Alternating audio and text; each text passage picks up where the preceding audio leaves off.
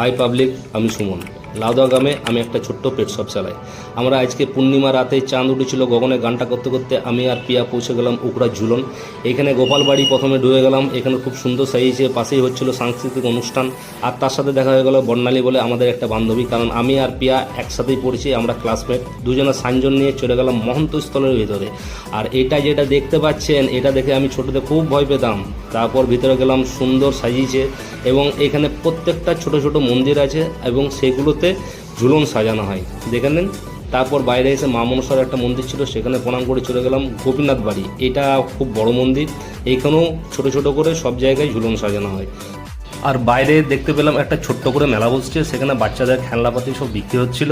আর তারপর আমরা চলে গেলাম নেতাজি স্পোর্টিং ক্লাব, সেখানে কিছু সাংস্কৃতিক অনুষ্ঠান আমরা দেখে নিলাম। তারপর পিয়া পপকর্ন খাবো বললো, ওকে পপকর্ন কিনে দিলাম এবং তারপর আমরা গ্যালারিটা ঘুরে ঘুরে দেখলাম। অসাধারণ সব কিছু, মানে দেখে পুরো